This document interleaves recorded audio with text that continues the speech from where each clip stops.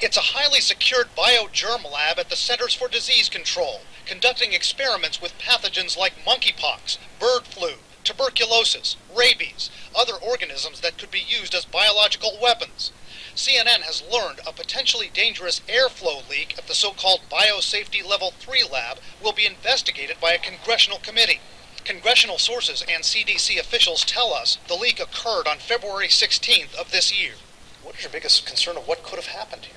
Well, the biggest concern, obviously, is, as my understanding, there was a contingent of visitors who were walking through the building.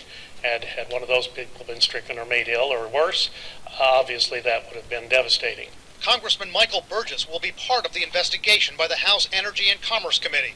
Experts say if experiments had been underway at the time of that air leak, unprotected visitors could have gotten deadly exposure to germs, but an epidemic would have been very unlikely.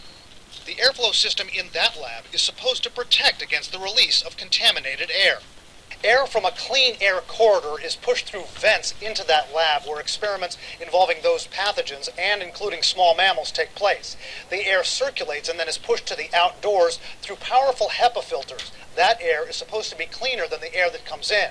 But on February 16th of this year, visitors who were in a clean air corridor noticed a puff of air being pushed out to that corridor through a window in the slit of the door. That is not supposed to happen. CDC officials say animals were in that lab at the time, but they were secured in filtered cages. They say the lab was clean, was not active at the time, and no one got infected. CDC officials told us they couldn't put anyone on camera. In a statement, a spokesman said, "At no time during recent incidents featured in the media were CDC workers or the public in harm's way. This unique facility features multiple security layers specifically designed to protect workers and the public in the event of an incident." There's been at least one other safety-related incident in that same building at CDC. In 2008, it was discovered that a high-containment lab door was sealed with duct tape. Bob Hawley, former safety chief at a government infectious disease lab, talked about the safety layers at CDC, like biosafety cabinets researchers work in within that lab. Nothing is handled outside that cabinet.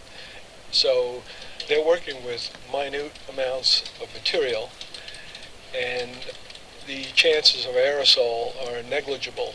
But there are also questions about cover-up. In an internal email reported by USA Today, a CDC biologist said the CDC will do anything to hide the fact that we have serious problems with the airflow and containment in this whole building.